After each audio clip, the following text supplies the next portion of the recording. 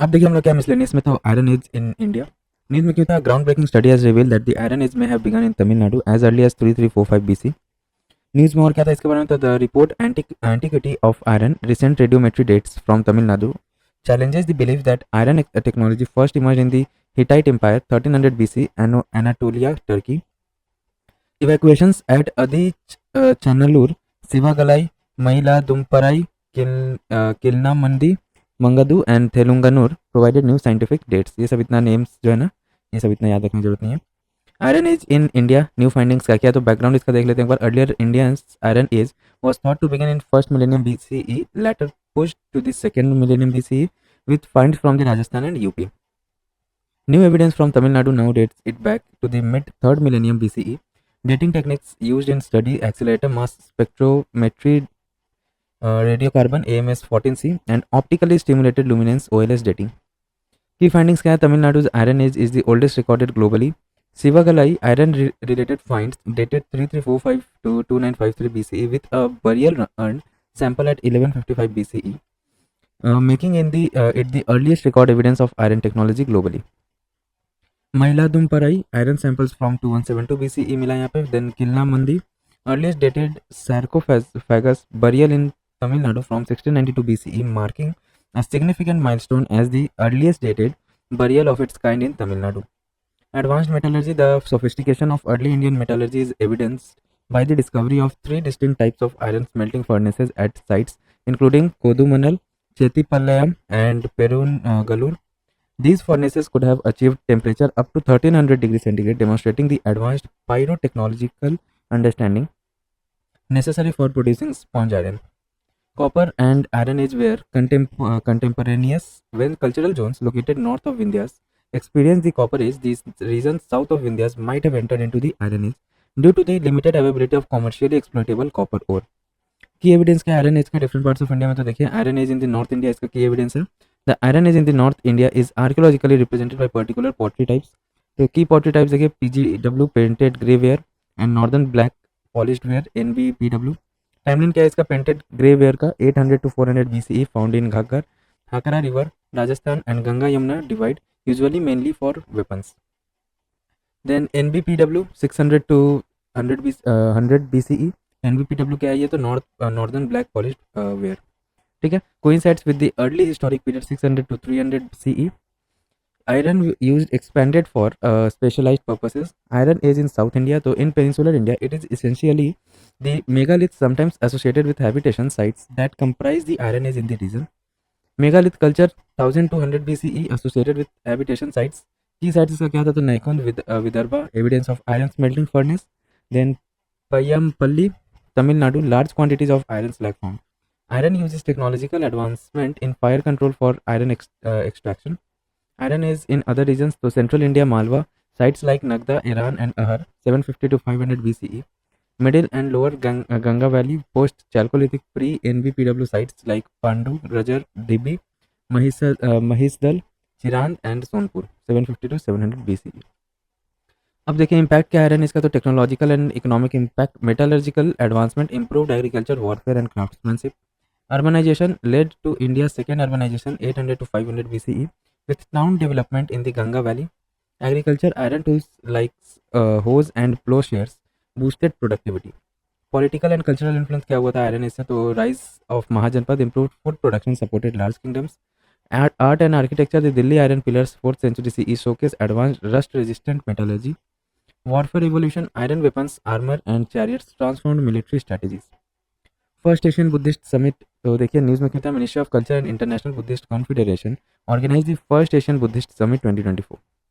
More on news क्या था, तो देखिए the summit themed role of Buddha Dhamma in strengthening Asia, saw participation from 32 countries with over 160 international participants. Significance क्या है इसका, तो emphasise the profound interconnection among Buddha Dhamma India and Asia, showcasing their complementary relationship. The summit also adopted the Delhi Declaration. The summit reaffirmed the role of Buddha Dhamma as a guiding framework for ethical governance, compassionate action, and sustainable development with mindfulness. The summit aligns with India's Act East policy and Neighborhood First policy, focusing on collective, inclusive, and spiritual development in Asia. Delhi declaration है क्या, तो देखिए build stronger connection between Asian Nations based on Buddha Dhamma policy principles, focus on preserving and studying Pali text and Buddhist philosophies, involve youth more actively in cultivating a value-based society, explore the relevance of Buddha Dhamma in modern scientific and medical fields, emphasize Buddha teachings as a unifying force of global peace and understanding. Then comes देखिए government initiative से news, क्या क्या government initiative था जो news में था, तो new geographical tax GI tax किसको किसको मिला, ठीक है। तो देखिए पहला आता है हम लोग घर चोला साड़ी गुजरात का, a traditional wedding sari from Gujarat historically crafted in auspicious colour like red, maroon, green and yellow, it is traditionally worn during Hindu and Jain weddings. Then comes अपना नारसापुर क्रोचेट लेस आंध्र प्रदेश, तो देखिए from West Godavari district Andhra Pradesh, these are crochets crafted with cotton threads in different colors. Lace work is done using the thread woven with thin crochet needles in varying sizes. अब देखिए आता है हम लोग project Veer गाथा, ये है क्या, तो over 1.76 crore school student from all states and UTs participated in project Veer Gatha 4.0 है क्या, ये तो मिनिस्ट्री किस मिनिस्ट्री के अंडर में आता है, तो ministry of defence and ministry of education का जॉइंटली इनिशिएटिव है ये। कब स्टार्ट हुआ था, तो 2021 में स्टार्ट हुआ था ये। ऑब्जेक्टिव क्या है इसका, तो disseminate the inspiring tales of valour, selfless sacrifice and courage of the gallantry awardees and the life stories among the students to inculcate the spirit of patriotism. Then scope क्या है इसका, the project is open for all schools in all states and union territories as well as all schools affiliated to CBSE. Then comes अपना Yuga Yugeen Bharat national museum, तो देखिए the ministry of culture has partnered with France museum development FMD to develop a Yuga Yugeen Bharat national museum into a world class cultural institution.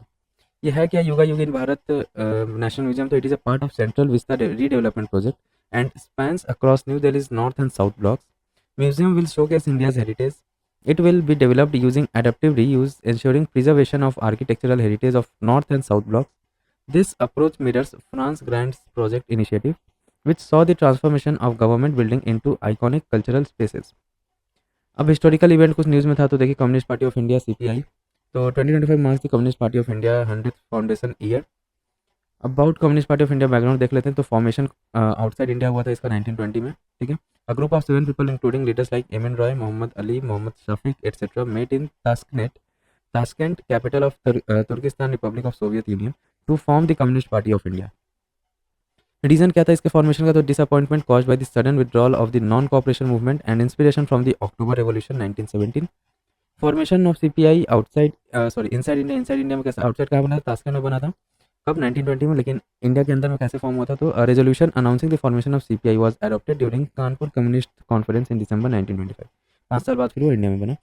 First president कौन थे इनके, तो Malayapuram Singaravelu Chettiar. In May 1923 the first May Day celebration in India was organised under his leadership. First general secretaries कौन थे इसके, तो SV Ghate and JP Bagerhatta. Founding members of this party कौन थे, तो Satyabhakt, MN. Roy, E.T. Roy, Abani Mukherjee, Mohammad Ali, Hasrat Mohani et cetera. CPI का आइडियोलॉजी क्या है, तो they follows Marxist and Leninist ideas, it is a political ideology and a system of government based on the ideas of Karl Marx and Vladimir Lenin.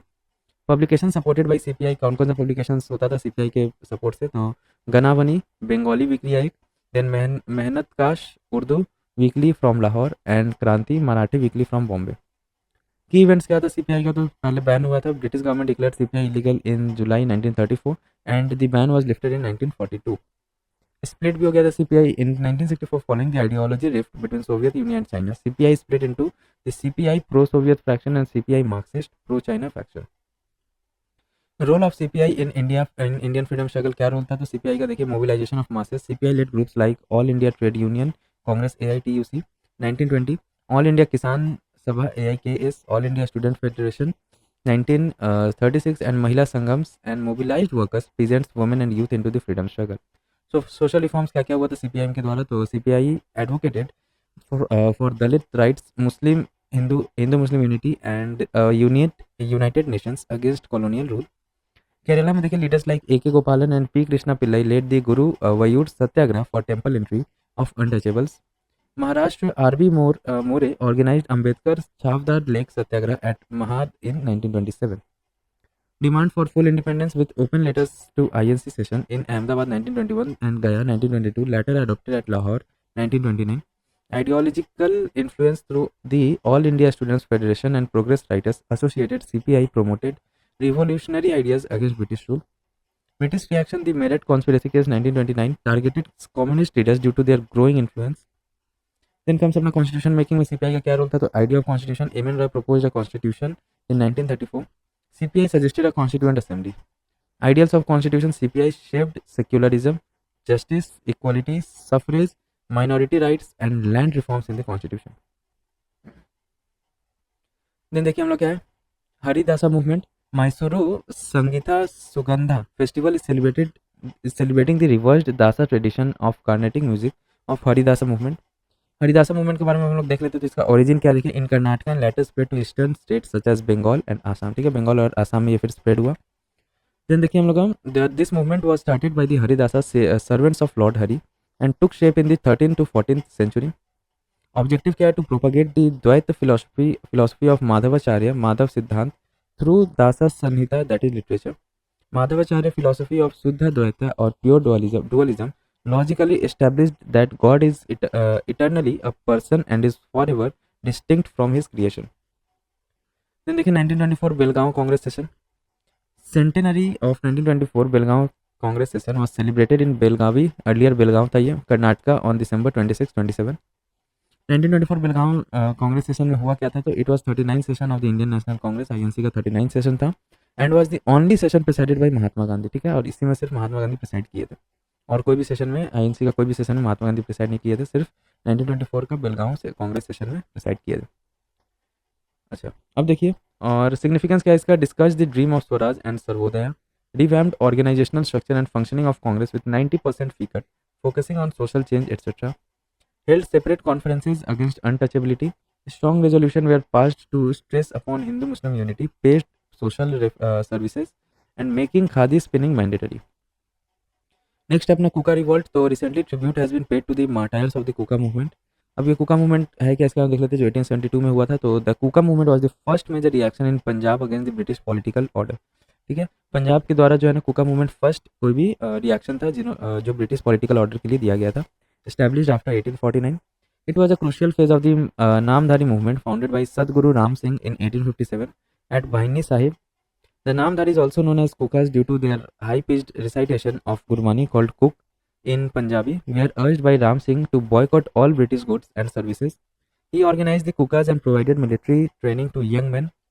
The movement raised awareness of subjugation, promoted civil disobedience, and encouraged wearing handspun white attire as a symbol of resistance.